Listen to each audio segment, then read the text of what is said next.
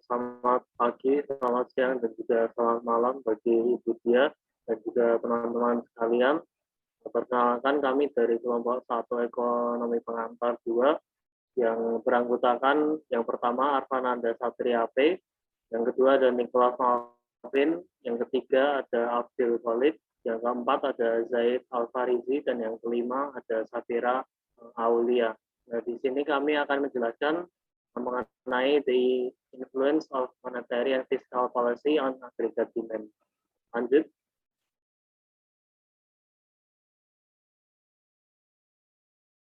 Nah, sebelumnya kita perlu mengetahui terlebih dahulu apa itu kebijakan moneter dan juga kebijakan fiskal dan juga kaitannya dengan aggregate demand. Nah, pertama-tama kita harus mengetahui mengenai apa itu kebijakan moneter.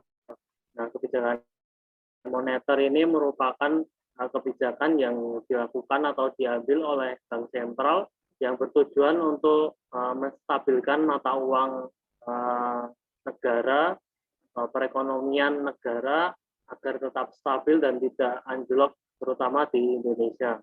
Lalu untuk kebijakan moneter sendiri memiliki fokus untuk meningkatkan atau menurunkan suplai uang di negara sehingga akan mengatur ekonomi secara lebih stabil lagi. Lalu yang kedua ini mengenai kebijakan fiskal. Nah, kebijakan fiskal ini adalah peraturan atau kebijakan yang dilakukan atau diambil oleh pemerintah kita yang bertujuan untuk memberikan kestabilan perekonomian dalam hal yang besar atau dalam hal makro. Nah, pada kebijakan fiskal ini lebih difokuskan kepada anggaran atau pajak yang dimiliki negara untuk menstabilkan kegiatan ekonomi. Nah, apa itu agregat demand atau agregat permintaan? Jadi, agregat demand merupakan jumlah atau total dari permintaan dari rumah tangga dan juga perusahaan bisnis untuk menentukan keseluruhan dari permintaan barang dan juga jasa dalam waktu tertentu dan juga dengan harga yang tertentu pula. Nah, secara khusus, pengeluaran yang diinginkan oleh rumah tangga dan juga perusahaan bisnis menentukan keseluruhan permintaan barang dan jasa.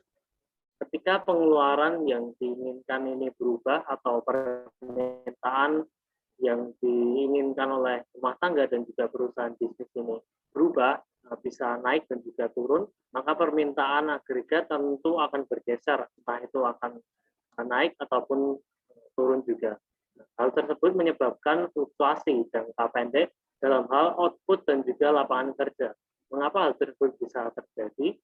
Nah, dalam hal output tentu apabila permintaan yang dilakukan oleh rumah tangga dan juga perusahaan bisnis ini berkurang, maka supply yang dilakukan oleh perusahaan itu akan berkurang juga, dan juga oleh karena itu berkaitan langsung dengan output atau hasil yang disuplai oleh perusahaan tersebut sendiri.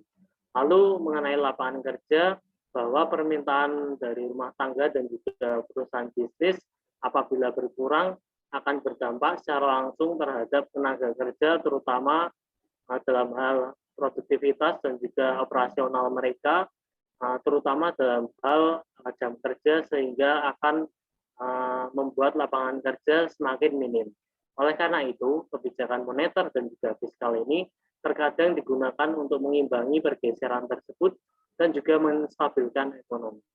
Untuk slide berikutnya akan dijelaskan oleh Mas Arfan. Terima kasih.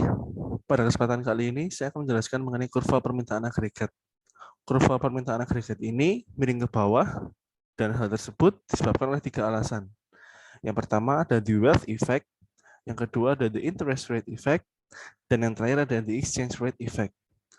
Untuk yang wealth effect ini, kaitannya dengan nominal value dan real value dari uang yang kita miliki. Ketika harga mengalami penurunan, orang-orang dapat membeli barang atau jasa lebih banyak dengan jumlah uang yang sama. Penurunan tingkat harga tersebut akan membuat konsumen merasa lebih kaya atau wealthier, sehingga membuat mereka cenderung untuk menghabiskan uang lebih banyak, dan hal tersebut juga berlaku sebaliknya ketika tingkat harga mengalami kenaikan. Lalu untuk yang kedua ada the interest rate effect. Penurunan tingkat harga juga dapat mengurangi suku bunga atau interest rate yang akan meningkatkan kecenderungan untuk spending atau pengeluaran pada barang investasi yang biasanya disebut dengan investing, sehingga meningkatkan permintaan barang dan jasa. Sedangkan untuk the exchange rate effect atau tingkat nilai tukar mata uang dapat dicontohkan ketika suatu negara, misalnya negara A, mengalami resesi. Nah, negara tersebut akan membeli lebih sedikit barang dari negara B. Pembelian yang lebih sedikit dari negara A itu tadi akan mengurangi net ekspor negara B dan menggeser kurva permintaan agregat negara B. Nah, ketika negara A sudah berhasil pulih dari resesi, mereka cenderung akan membeli kembali barang dan jasa dari negara B sehingga akan menggeser kembali kurva permintaan agregat negara B. Untuk materi selanjutnya akan dijelaskan oleh Safira. Oke, terima kasih Kak Arfa. Untuk selanjutnya, saya akan menjelaskan tentang how fiscal policy influence the aggregate demand.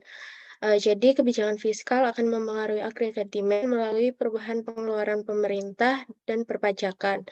Faktor-faktor yang terpengaruh yaitu employment dan pendapatan rumah tangga yang akan berdampak pada consumer spending dan investasi. Dalam jangka panjang, kebijakan fiskal memengaruhi saving, investasi, dan pertumbuhan. Sedangkan dalam jangka pendek, kebijakan fiskal akan memengaruhi agregat demand. Ada dua jenis kebijakan fiskal, yaitu kebijakan fiskal ekspansif dan kebijakan fiskal kontraktif. Kebijakan fiskal ekspansif dimaksudkan untuk meningkatkan agregat demand dengan cara memotong pajak dan peningkatan belanja pemerintah. Keduanya akan menambah jumlah uang beredar pada konsumen dan bisnis, sehingga akan memungkinkan mereka untuk membeli dan berinvestasi. Ada dua jenis efek makroekonomi dari perubahan pemilihan pemerintah. Yang pertama yaitu multiplier effect, di mana mengacu pada pergeseran tambahan dalam agregat demand yang dihasilkan ketika kebijakan fiskal ekspansif meningkatkan pendapatan. Maka dengan begitu juga akan meningkatkan pengeluaran konsumen. Contohnya yaitu setiap dolar yang dikeluarkan oleh pemerintah dapat meningkatkan agregat demand untuk barang dan jasa lebih dari $1. Efek yang kedua yaitu crowding out, yaitu peningkatan pembelian pemerintah akan menyebabkan tingkat suku bunga naik. Ketika tingkat suku bunga yang lebih tinggi akan mengurangi pengeluaran untuk berinvestasi. Penurunan permintaan yang terjadi ketika kebijakan fiskal ekspansif menaikkan suku bunga ini yang dinamakan dengan crowding out. Mengenai perpajakan, ketika pemerintah memotong pajak penghasilan pribadi, maka akan meningkatkan gaji rumah tangga. Dengan begitu, rumah tangga akan menyimpan sebagian dari pendapatan mereka atau membelanjakan untuk barang-barang konsumsi. Peningkatan dari pengeluaran rumah tangga ini akan menggeser kurva agregat demand ke kanan. Selanjutnya, kebijakan fiskal ekspansif juga biasanya diberlakukan sebagai tanggapan terhadap resesi dan masalah lapangan pekerjaan. Peningkatan pengeluaran pemerintah di bidang infrastruktur, pendidikan, dan tunjangan. Menurut Kenshan, program-program tersebut dapat mencegah negatif shift dalam agregat demand dengan cara menstabilkan employment di antara pegawai pemerintah dan orang-orang yang terlibat dalam industri yang terstimulasi. Teorinya mengatakan bahwa tunjangan pengangguran yang diperpanjang akan membantu menstabilkan consumption dan investasi individu yang menjadi pengangguran selama resesi. Kemudian, teori juga mengatakan bahwa kebijakan fiskal kontraktif dapat digunakan untuk mengurangi pengeluaran pemerintah dan utang negara atau untuk mengkoreksi pertumbuhan yang tidak terkendali yang dipicu oleh inflasi yang cepat dan gelembung aset. Berkaitan dengan formula agregat demand, kebijakan fiskal secara langsung mempengaruhi unsur pengeluaran pemerintah dan secara tidak langsung akan mempengaruhi unsur konsumsi dan investasi.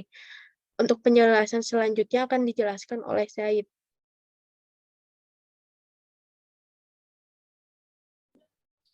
Selanjutnya kita akan membahas monetary policy increase aggregate demand.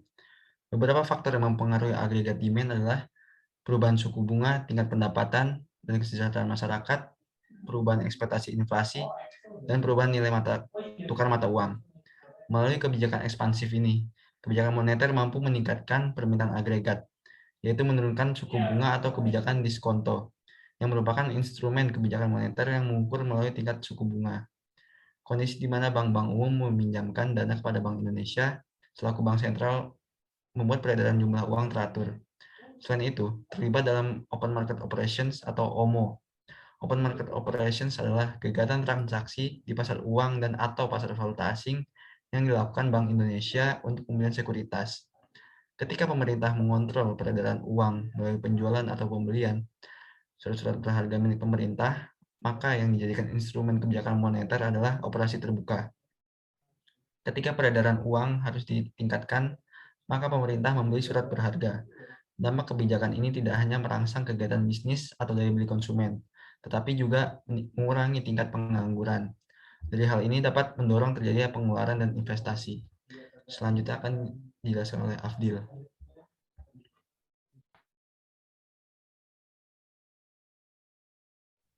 Oke, terima kasih. Sekarang kita berlanjut ke rumus permintaan agregat. Nah, di sini ada AD sama dengan C plus I ditambah G ditambah X dikurangi M. Nah, yang artinya C adalah pengeluaran konsumen untuk barang dan jasa, I merupakan pengeluaran investasi untuk barang modal usaha, G merupakan pengeluaran pemerintah untuk barang jasa dan publik, X artinya ekspor, M artinya impor. Baik, sekian presentasi dari kelompok kami. Apabila ada kesalahan mohon dimaafkan. Terima kasih.